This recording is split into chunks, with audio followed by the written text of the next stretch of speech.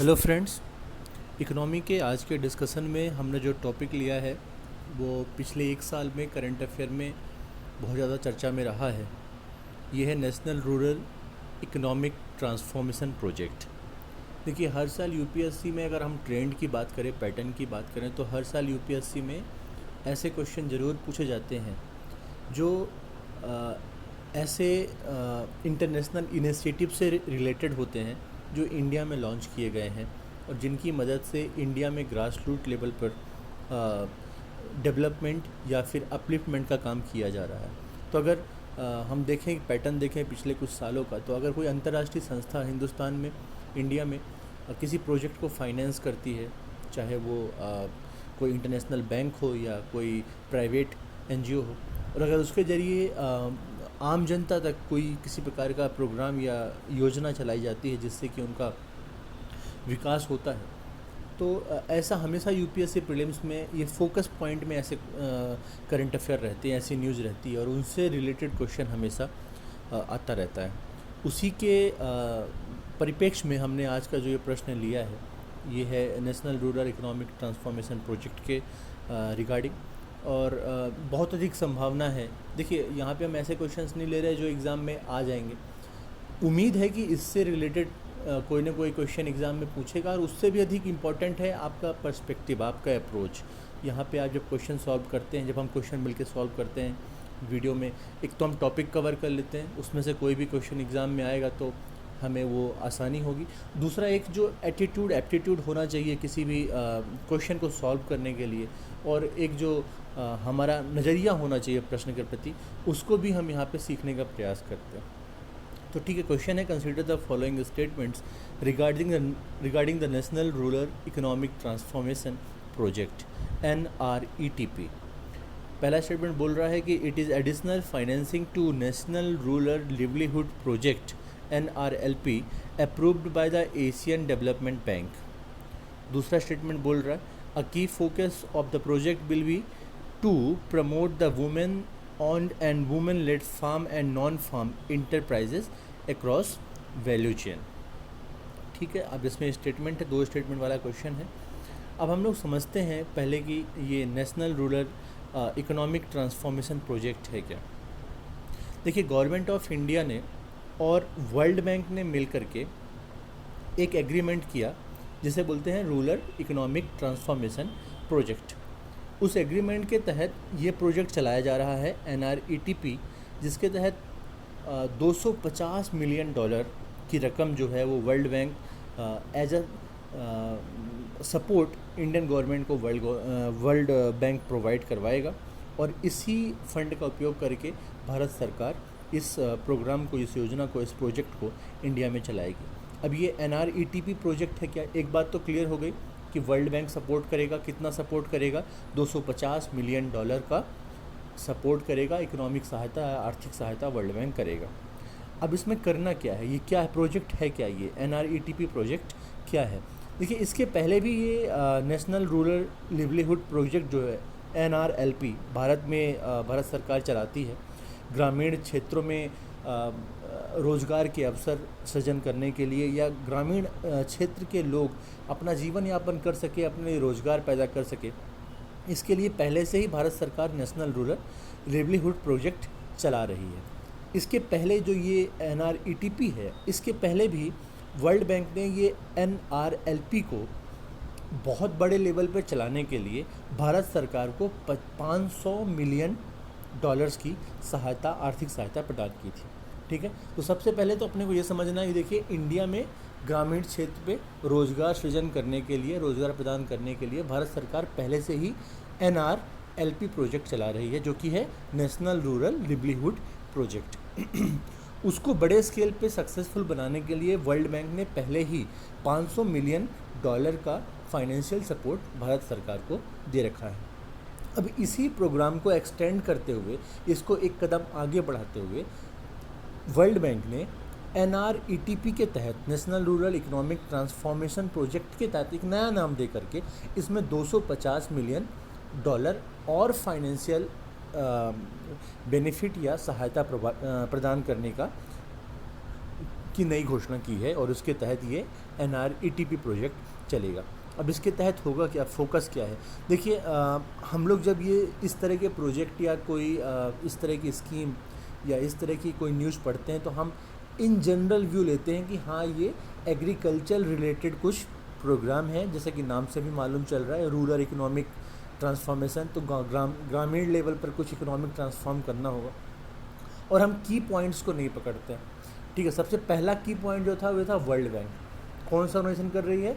IMF भी है और बहुत सारी प्राइवेट NGOs भी वर्ल्ड लेवल पे काम कर रहे हैं, लेकिन ये वर्ल्ड बैंक द्वारा फंडेड है। सबसे पहला पॉइंट तो ये है। दूसरा पॉइंट हमें ये देखना है कि टारगेट क्या है किसी भी प्रोजेक्ट का या स्कीम का। हमेशा अपने को ये देखना है कि उसको इम्प्लीमेंट करने वाली एजेंसी कौन है, फंड कौन प्रोवाइड कराएगा, प्लस उसका टारगेट कौन है।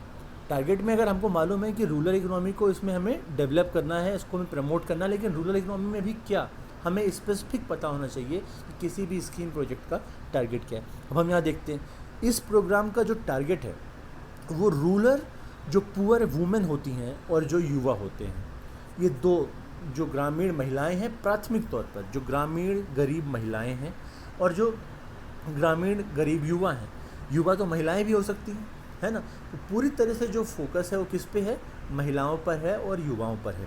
तो इस प्रोजेक्ट के तहत जो ग्रामीण स्तर पर जो गरीब महिलाएं हैं और युवा हैं उनको एक ऐसा प्लेटफॉर्म बना के तैयार करना है जिससे कि वो अपना स्वरोजगार या अपना खुद का रोज़गार शुरू कर सकें या खुद कुछ इनकम ले सकें। इसके लिए वो क्या करेंगे? इसके लिए वो बिज़नेस स्टार्ट करने के लिए, छोटे छोटे व्यापार स्टार्ट करने के लिए उनको फाइनेंशियल मदद प्रोवाइड करवाएगा ये प्रोजेक्ट। जैसे मान लीजिए किसी को सिलाई का काम शुरू करना है गांव के लेवल पर, छोटे लेवल पर, तो ये प्रोजेक्ट के तहत उसको 2-4 सिलाई मशीन का अरेंजमेंट करवाने के लिए, जैसे मान लीजिए किसी को अचार का काम शुरू करना है, ग्रामीण महिला यही सब काम करेंगी ना, छोटे छोटे काम, जिससे वो अपना व्यापार और अपना स्वरोजगार शुरू कर सके। तो माइक्रो लेवल पर इस तरह से महिलाओं को, जो कि हमारे समाज का एक बहुत पिछड़ा हुआ वर्ग है, महिला अपने आप में एक वर्ग है। अगर हम जाति व्यवस्था की बात करें तो उसमें महिला को भी एक प्रकार की जाति मानना चाहिए हमें, क्योंकि वो हमेशा से उनका शोषण होता रहा है, तभी कुछ ली रही हैं। तो उनके विकास के लिए एक अलग से सरकार की अगर योजना बनाई जानी है तो वो बहुत तार्किक है, बहुत सही भी है। तो इसके तहत होना क्या है? होना ये है कि अगर कोई महिला स्वयं या कलेक्टिव रूप से, सामूहिक रूप से कोई व्यापार शुरू करना चाहती हैं छोटे लेवल पर, गांव के लेवल पर, तो इस प्रोजेक्ट के तहत उनको फाइनेंस प्रोवाइड करवाया जाएगा। उन्हें क्या करें? स्टार्टअप करने के लिए, वो स्टार्टअप शुरू करने के लिए, बिजनेस स्टार्ट करने के लिए उनको उस तरह का पैसा और उस तरह की फंडिंग और उस तरह का स्किल और उस तरह की ट्रेनिंग भी उनको प्रोवाइड करवाई जाएगी। ठीक, तो इसमें जो स्मॉल प्रोडक्ट्स के बेस्ड जो बिज़नेस होता है, स्मॉल प्रोडक्ट बेस्ड क्या है? मतलब अगर हम वैसे बात करें तो कपड़ा फैक्ट्री एक बड़ा काम हो गया, पर अगर हम छोटी छोटी बातें, अगर छोटे छोटे मास्क बनाने हैं, ठीक है, मास्क बेस्ड कोई बिज़नेस है, या फिर मान लीजिए कि पापड़ बनाने का बिज़नेस है, या कि सिलाई का कोई बिज़नेस है, इस तरह के जो बिज़नेस होते हैं उनके लिए गवर्नमेंट उनको सपोर्ट प्रोवाइड करवाएगा। ठीक है, अब इसमें जो स्किल डेवलपमेंट जो प्रोवाइड, एक तो क्या हुआ? फाइनेंस देना है। पहली बात तो उनको बिज़नेस स्टार्ट करना है तो फाइनेंस देना है, और दूसरा की पॉइंट क्या है? उनके अंदर स्किल डेवलपमेंट करना है। अब वो स्किल डेवलपमेंट करने के लिए ऑलरेडी गवर्नमेंट की स्कीम चल रही है, वो है दीनदयाल उपाध्याय ग्रामीण कौशल्य योजना। तो दीनदयाल उपाध्याय जो ग्रामीण कौशल्य योजना है उसके तहत ऑलरेडी ग्रामीण लोगों को स्किल प्रोवाइड करवाया जा रहा है, उनके अंदर ऐसे हुनर जागृत किए जा रहे हैं जिससे कि वो व्यापार करके अपना रोजगार चला सकें। तो अब देखिए इस स्कीम को यहाँ से उन्होंने लिंक कर दिया, क्योंकि फाइनेंस कहाँ से मिल रहा है? फाइनेंस तो मिल रहा है आपको NRETP से, ठीक है, लेकिन उनको स्किल कहाँ से मिलेगा? तो उन्होंने दीनदयाल उपाध्याय ग्रामीण कौशल्य योजना को इसमें लिंक कर दिया, और उसके ज़रिए जिन लोगों को ये फाइनेंस मिलेगा ये NRETP के तहत, वो दीनदयाल उपाध्याय ग्रामीण कौशल्य योजना के सहायता से स्किल डेवलपमेंट कर सकते हैं। अगर मान लीजिए पापड़ का काम शुरू करना है ग्रामीण महिला को, तो पापड़ बनाते कैसे हैं, उसकी पैकेजिंग कैसे होती है, ब्रांडिंग कैसे करना है, उसको कैसे मार्केट तक पहुंचाना है, कैसे बेचना है, उसकी मार्केटिंग स्किल क्या क्या होने चाहिए, या बनाने में भी और हम कैसे अच्छा बना सकते हैं, वो लंबे टाइम तक सस्टेन कैसे कर सकता है। इस तरह की जो स्किल लेवल पर जो इस तरह का सपोर्ट होगा वो इस स्कीम के तहत, दीनदयाल उपाध्याय ग्रामीण कौशल्य योजना के तहत उनको मिलेगा। 1-to-1 लर्निंग प्रोसेस होगा। मान लीजिए किसी गांव में ऑलरेडी ऐसी महिलाएं हैं जो पापड़ का काम कर रही हैं, वो वहां जाएंगी इस दीनदयाल उपाध्याय ग्रामीण कौशल्य योजना के तहत, और जाकर के P2P लर्निंग प्रोसेस चलेगा। वो जाके वहाँ उनको सिखाएंगी और बताएंगी।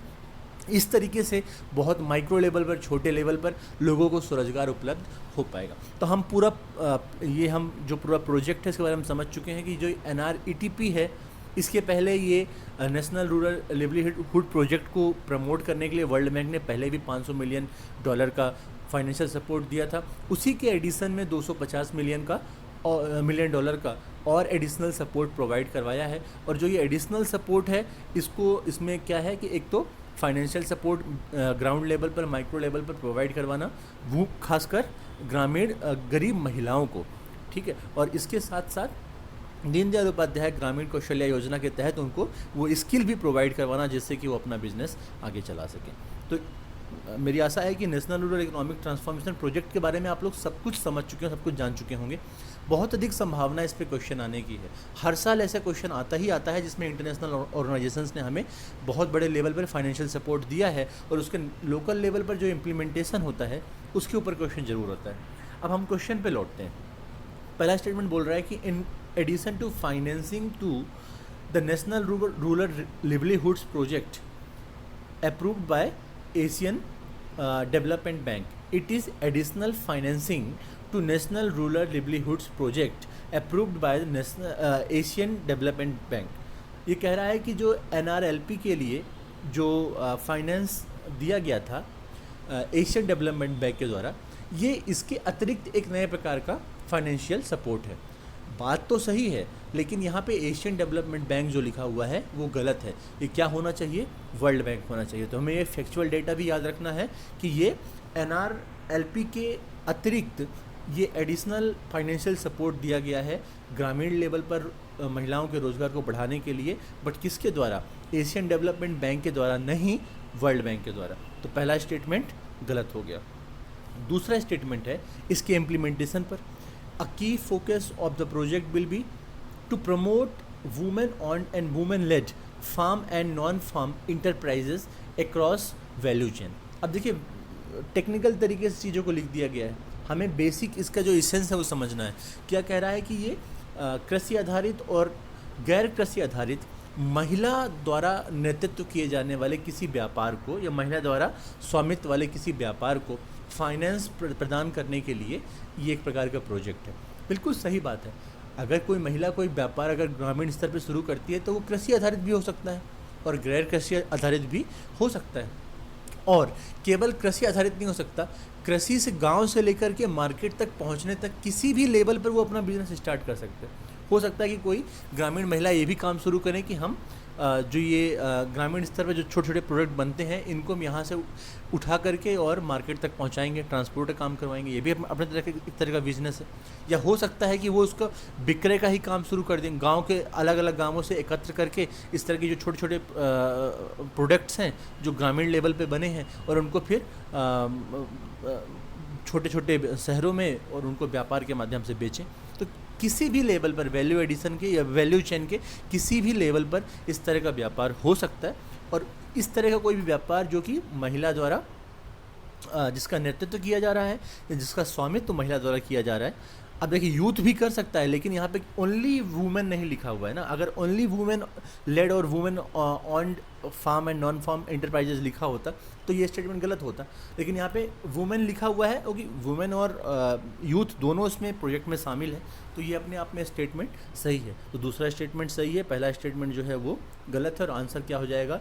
B2 only. देखिए, आने वाले कुछ वीडियोज़ में हम इसी तरह की स्कीम्स और प्रोजेक्ट्स को पकड़ेंगे। हर साल UPSC हो या चाहे स्टेट PCS हो, इस तरह के जो प्रोजेक्ट और स्कीम होते हैं इन पर डायरेक्ट क्वेश्चंस आते हैं, फैक्चुअल और इन्फॉर्मेटिव क्वेश्चंस होते हैं इस तरह के। इन्हें सॉल्व करना, अगर हमने एक बार भी इनके बारे में पढ़ा है तो इन्हें सॉल्व करना बहुत आसान होता है।